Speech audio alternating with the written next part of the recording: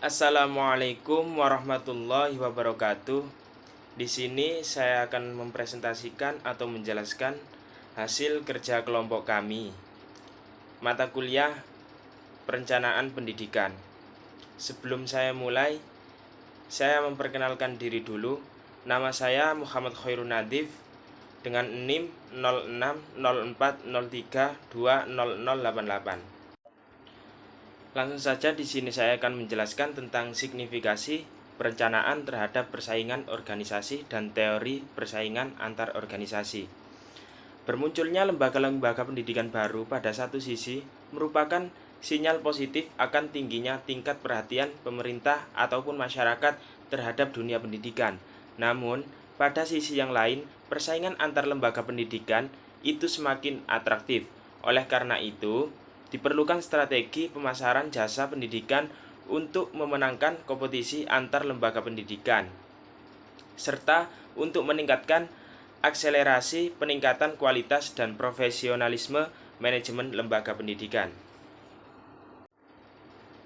Selama bidang-bidang seperti yang telah disebutkan, merupakan bagian dari interaksi sosial baik antar individu maupun kelompok, maka bentuk-bentuk persaingan atau kompetisi itu akan senantiasa ada. Hal ini sejalan dengan pengertian dasar kata persaingan itu sendiri, seperti yang dikatakan oleh Gill dan Gill yang dikutip kembali oleh Sukanto. Disebutkan bahwa persaingan merupakan suatu proses sosial, di mana individu atau kelompok-kelompok manusia yang bersaing mencari keuntungan melalui bidang-bidang kehidupan yang pada suatu masa tertentu menjadi pusat perhatian umum, baik perseorangan maupun kelompok manusia, dengan cara menarik perhatian publik atau dengan mempertajam prasangka yang telah ada. Beberapa faktor secara dominan mempengaruhi daya saing sebuah lembaga pendidikan, antara lain yaitu yang pertama yaitu lokasi.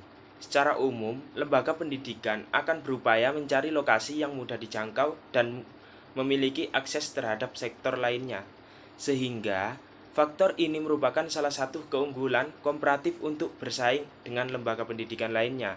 Yang kedua yaitu keunggulan nilai.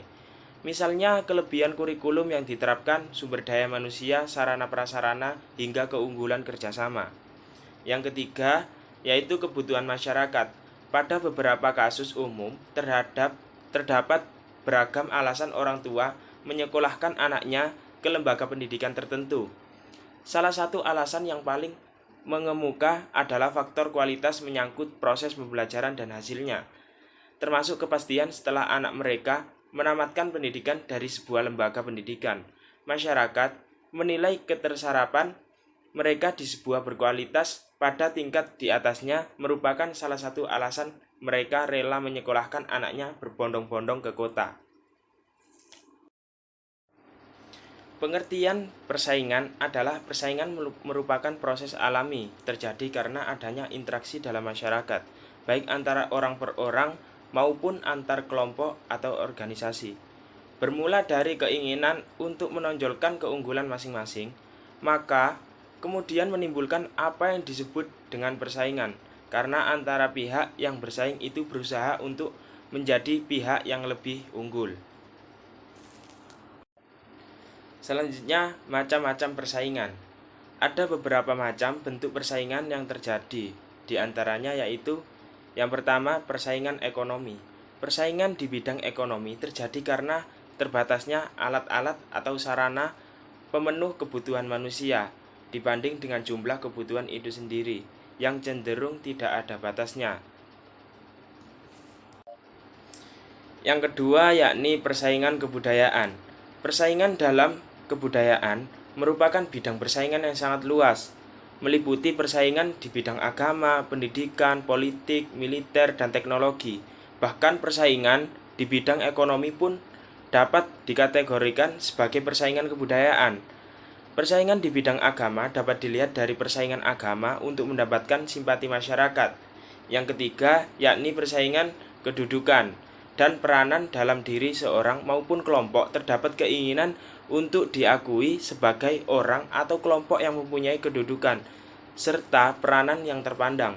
Apabila Seseorang atau kelompok merasa bahwa kedudukannya sangat rendah dibanding dengan pihak lain, akan muncul semangat untuk mendapatkan kedudukan yang lebih tinggi lagi. Mereka akan bersaing dengan orang lain atau kelompok lain untuk mendapatkan kedudukan tersebut. Selanjutnya, yaitu menyikapi persaingan dalam lembaga pendidikan. Pendidikan dipercaya sebagai alat strategis meningkatkan taraf hidup manusia. Melalui pendidikan, manusia menjadi cerdas, memiliki kemampuan atau keahlian, sikap hidup yang baik, sehingga dapat bergaul dengan baik dengan masyarakat. Memaknai aktivitas pendidikan sebagai sebuah investasi. Dalam konteks pembahasan ini bisa diartikan juga bahwa pendidikan menjadi salah satu elemen pendudukan dalam persaingan atau kompetisi baik secara pribadi, kelompok maupun bangsa. Seseorang dengan bekal pendidikan yang cukup, ia akan lebih mudah untuk mendapatkan pekerjaan. Meskipun dalam berbagai kasus ini bukan standar utama, sekaligus akan meningkatkan martabatnya di tengah masyarakat tempat ia bersosialisasi. Dan bagi kelompok maupun bangsa, semakin tinggi tingkat pendidikan warga atau masyarakatnya, menjadi ukuran bahwa pimpinan atau negara mempunyai perhatian yang sungguh-sungguh terhadap pendidikan.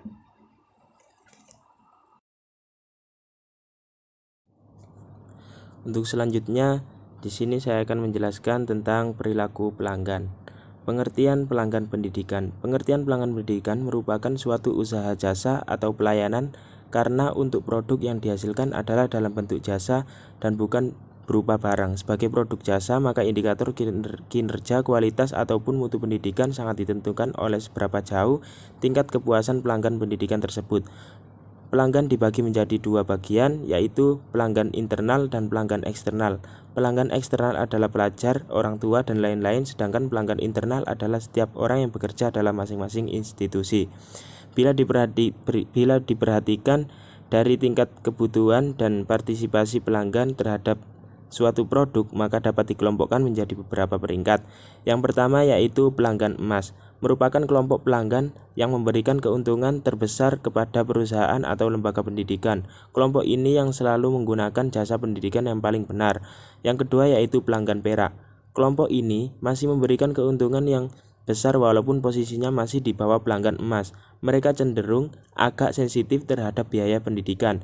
Yang ketiga yaitu pelanggan perunggu. Kelompok ini adalah yang paling besar jumlahnya. Kelompok ini tergolong level rendah. Mereka memilih sekolah karena terdorong berbagai kemudahan yang diperolehnya. Yang keempat atau yang terakhir yaitu pelanggan besi. Kelompok ini adalah tergolong pelanggan yang bukan menghasilkan keuntungan, justru menimbulkan banyak masalah yang membebani sekolah atau lembaga.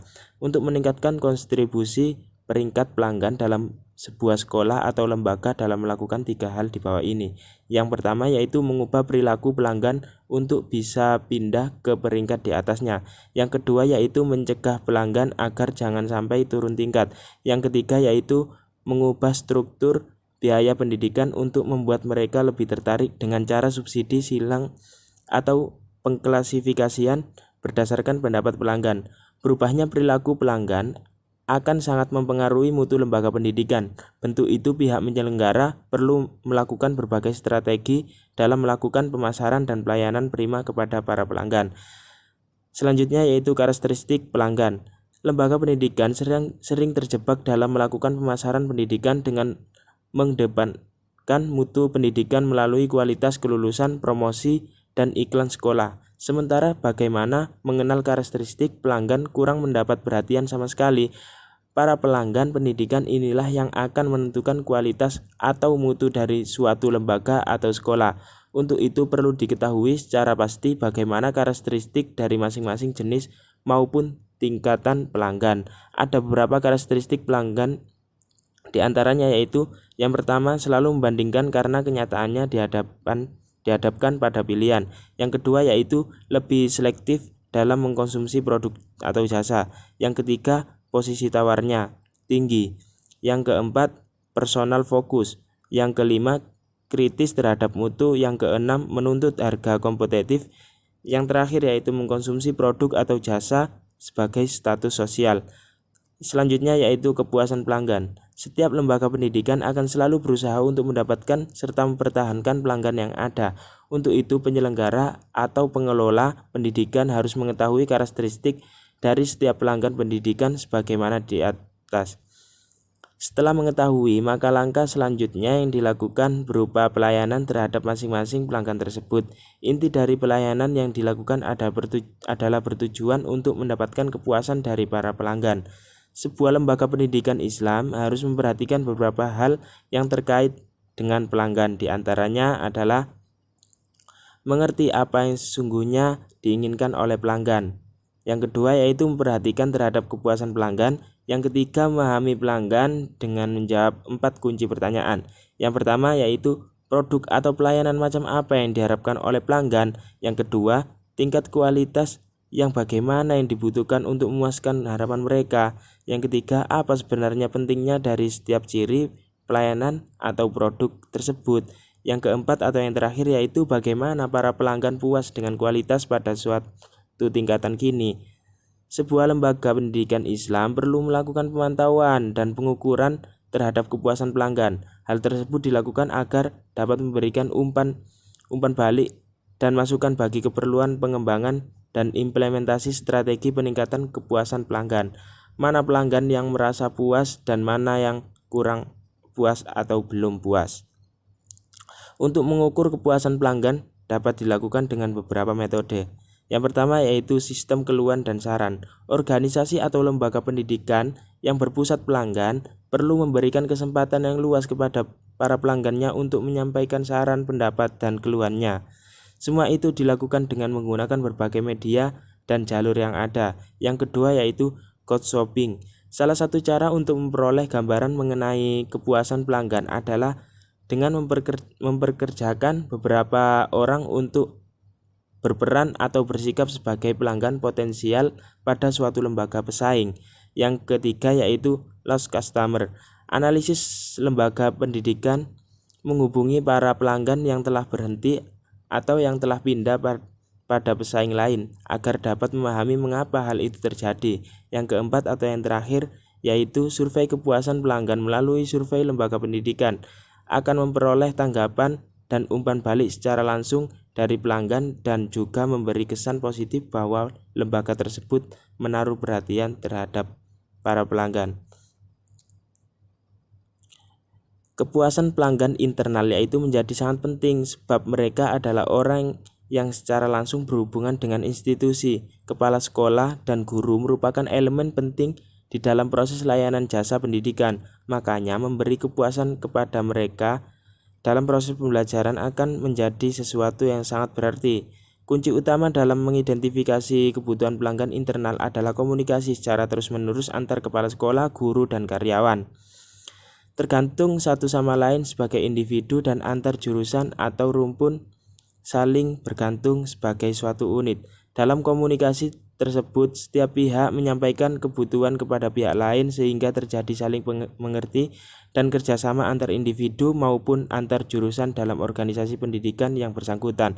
Kepuasan pelanggan eksternal primer adalah siswa. Siswa adalah pelanggan pokok dan utama. Bila ada sebuah institusi pendidikan namun tanpa adanya siswa adalah sesuatu yang omong kosong belaka. Makanya memberikan pelayanan secara maksimal agar siswa merasa nyaman dan merasa memperoleh sesuatu dari lembaga tempatnya belajar merupakan kewajiban lembaga, pimpinan, guru, dan karyawan lembaga tersebut. Kepuasan pelanggan eksternal sekunder. Keberadaan sebuah lembaga sangat ditentukan oleh adanya eksternal customer yang fanatik. Kepuasan mereka adalah kata kunci untuk tetap eksisnya lembaga. Kita bisa memperhatikan seorang ayah ataupun suatu keluarga besar kemudian menyekolahkan semua anaknya atau keluarga pada suatu sekolah atau universitas. Baik, terima kasih atas penjelasan dari saya. Untuk materi selanjutnya akan dijelaskan oleh teman kelompok saya. Untuk kepadanya kami persilahkan. Assalamualaikum warahmatullahi wabarakatuh. Saya Salsa Putri Sabita dengan NIM 060203200050. Di sini saya akan menjelaskan tentang tipe pasar dan segmentasi pasar.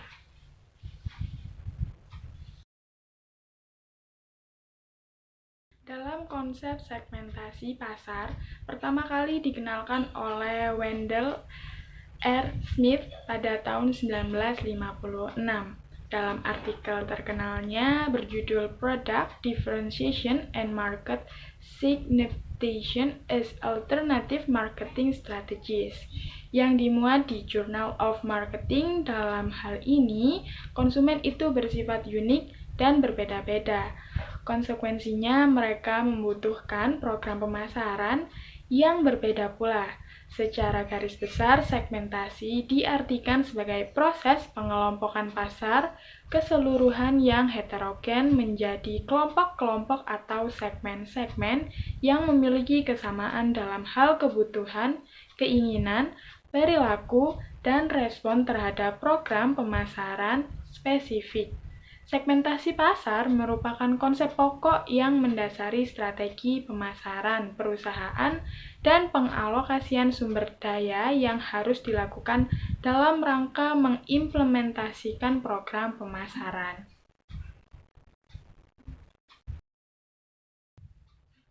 Segmentasi pasar adalah proses membagi pasar menjadi beberapa kelompok pembeli yang dibeda-bedakan berdasarkan karakteristik, kebutuhan, ataupun tingkah laku yang mungkin membutuhkan produk yang berbeda. Segmentasi pasar memiliki beberapa variabel. Yang pertama, demografis. Yang kedua, geografi, yang ketiga, psikografi, dan yang keempat, psikologis. Demografi merupakan suatu proses pengelompokan konsumen yang berdasarkan dari beberapa kriteria, yaitu diantaranya usia, penghasilan, dan juga pendidikan sebelumnya, dan lain-lain. Kemudian yang kedua, geografi, merupakan pengelompokan konsumen berdasarkan daerah atau wilayah, yaitu orang yang tinggal di daerah yang sama mempunyai kebutuhan dan keinginan sama. Dan keinginan ini berbeda dengan kebutuhan dan keinginan orang-orang yang tinggal di daerah-daerah lainnya.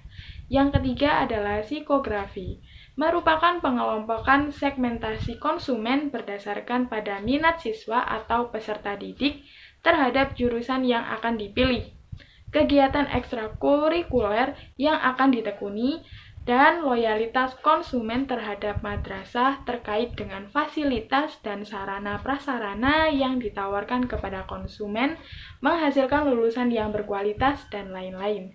Kemudian yang terakhir adalah psikologis, merupakan proses pengelompokan segmentasi berdasarkan pada motivasi siswa memilih lembaga pendidikan, kepribadian, persepsi, pengetahuan, dan sikap siswa terhadap pendidikannya.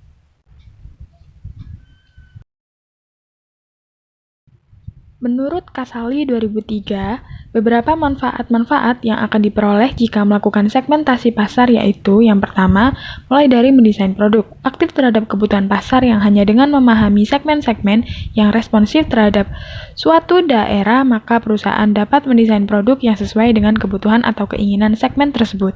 Jadi perusahaan menempatkan konsumen di tempat utama dalam mendesain produk dan menyesuaikan dengan produk untuk memuaskan konsumen. Yang kedua, menganalisa pasar. Dengan menganalisa pasar, segmentasi pasar membantu eksekutif mendeteksi siapa saja yang akan mengancam pasar produknya. Ingatlah, pesaing perusahaan bukanlah semata-mata mereka yang menghasilkan produk yang sama dengan yang perusahaan sajikan kepada konsumen. Pesaing perusahaan adalah mereka yang mampu menjadi alternatif bagi kebutuhan konsumen. Yang ketiga, menemukan peluang. Setelah menganalisis pasar, perusahaan yang menguasai konsep segmentasi yang baik akan sampai pada ide menemukan peluang. Peluang ini tidak selalu sesuatu yang besar, tapi pada masanya ia akan menjadi besar. Perlu diingat, konsumen akan selalu belajar mengenali sesuatu untuk mengikuti orang lain atau merasa butuh terhadap suatu produk. Yang keempat, menguasai posisi yang superior dan kompetitif. Perusahaan yang menguasai segmen dengan baik umumnya adalah mereka yang paham betul konsumennya dan telah mempelajari pergeseran-pergeseran yang terjadi dalam segmennya. Yang kelima, menentukan strategi komunikasi yang efektif dan efisien. Jika perusahaan tahu persis siapa segmen mereka, maka perusahaan akan tahu bagaimana berkomunikasi yang baik dengan para pelanggannya. Selanjutnya, targeting. Targeting merupakan proses evaluasi kelompok segmen serta pemokusan strategi pemasaran pada sebuah wilayah, baik itu suatu negara, daerah, ataupun sekelompok orang yang memiliki potensi besar untuk memberikan respon. Target pasar dapat diartikan sebagai suatu kegiatan yang berisi dan menilai dan memilih satu atau lebih segmen pasar yang akan dimasuki oleh suatu perusahaan. Berikut ada beberapa faktor yang perlu diperhatikan sebelum menetapkan target pasar, yaitu yang pertama, ukuran segmen. Analisa dalam sebuah perkiraan besarnya atau ukuran segmen yang akan dituju merupakan salah satu faktor penting dalam memutuskan segmen pasar tersebut. Cukup berharga untuk ditindaklanjuti atau tidak. Perusahaan yang besar akan memilih segmen dengan volume penjualan besar dan menghindari segmen kecil dan sebaliknya. Yang kedua, pertumbuhan segmen. Ini dilihat dari ukuran proyeksi pertumbuhan segmen pada saat ini. Kecil bukan berarti tidak mungkin akan berkembang atau diharapkan dapat berkembang untuk masa mendatang. Yang ketiga, ada biaya yang harus dikeluarkan. Ini dilihat dari proses pencapaian untuk mendapat segmen tersebut. Suatu segmen yang tidak cocok dengan kegiatan pemasaran perusahaan seharusnya tidak dikejar. Yang keempat, kesesuaian dengan tujuan dan sumber-sumber atau kemampuan perusahaan. Target yang dituju haruslah sesuai dengan tujuan dan sumber-sumber atau kemampuan yang dimiliki perusahaan. Yang kelima, posisi persaingan suatu segmen mungkin mempunyai ukuran dan pertumbuhan yang baik, tetapi mempunyai potensi lemah dalam hal laba. Hal ini dikarenakan persaingan sangat besar, tetapi lebih sedikit persaingan pasar lebih atraktif atau menariklah segmen tersebut untuk dimasuki. Selanjutnya ada penempatan produk atau positioning, yaitu pandangan dari pemikiran konsumen terhadap kegiatan-kegiatan merumuskan untuk menempatkan produk dalam persaingan serta menetapkan pemasaran yang secara terperinci. Dasarnya menempatkan produk merupakan kegiatan merancang produk dan bauran pemasaran agar tercipta kesan tertentu di ingatan konsumen.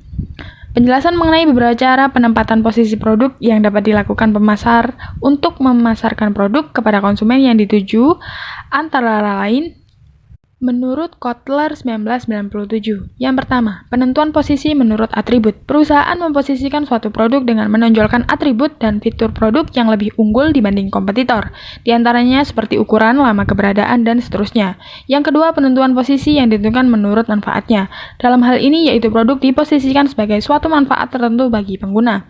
Yang ketiga, penentuan posisi menurut pengguna atau penerapannya, yaitu dinilai dari penggunaan atau penerapan inilah yang digunakan sebagai unsur yang dapat ditonjolkan dibandingkan dengan kompetitor. Yang keempat, penentuan posisi berdasarkan pemakai, yaitu produsen memposisikan suatu produk sebagai produk yang terbaik untuk individu atau sejumlah kelompok pemakai. Pasar sasaran lebih ditunjukkan pada satu atau lebih komunitas, baik dalam arti sempit maupun dalam arti luas. Yang kelima, penentuan posisi berdasarkan pesaing. Hal ini produk secara keseluruhan menonjolkan nama secara utuh dengan memposisikan lebih baik dibandingkan pesaingnya. Yang keenam, menentukan posisi menurut kategori produk. Di sini produk diposisikan sebagai suatu kategori produk. Yang ketujuh, penentuan posisi harga atau kualitas. Hal produk diposisikan sebagai kualitas nilai terbaik. Berdasarkan hasil pengamatan segmentasi target dan posisi, TK Tahfidz Al-Fatih segmentasi dikelompokkan berdasarkan segmentasi demografi dan geografi. Dari segmen demografi terdapat target segmen terpilih yaitu segmen umur dengan presentase 62% yaitu umur 31-40 tahun. Untuk segmentasi terpilih dari pekerjaan yaitu petani 50% dan wira swasta 23%. Untuk segmentasi pendapatan yaitu pada kalangan menengah dengan pendapatan 3 juta sampai dengan 4 juta dengan presentase 30%. Dan untuk geografi yaitu target segmen lokasi terpilih yaitu Kecamatan Marpoyan dan Damai dan Kecamatan Tampan. Untuk posisi Sekolah TK Tahfidz Al-Fatih yaitu dari segi kualitas produk berada pada posisi kedua dengan presentase 25%. Untuk harga terjangkau berada pada posisi ketiga dengan presentase 25%. Untuk respon pelayan berada pada posisi pertama dengan presentase 27% dan promosi berada pada posisi ketiga dengan presentase 24%. Dikutip berdasarkan sumber Ardani 2020, usulan strategi pemasaran dengan menentukan segmentasi pasar TK Tahfidz Al-Fatih, Pekanbaru Riau, skripsi Pekanbaru UIN Suska Riau. Selanjutnya adalah faktor-faktor yang mempengaruhi organisasi. Ada beberapa faktor yang mempengaruhi kinerja dalam organisasi, di antaranya yakni keterampilan dalam melakukan kinerja yang dimiliki, kemampuan dasar atau ability, usaha dalam organisasi yang dilakukan dapat didukung dari segi alat teknologi yang tersedia atau sarana dan prasarana di dalamnya, adanya insentif, penghargaan, pujian, atau apresiasi yang diberikan, lingkungan kerja yang mendukung dan baik, adanya motivasi terus-menerus sehingga dapat mendorong semangat kinerja dalam organisasi tersebut.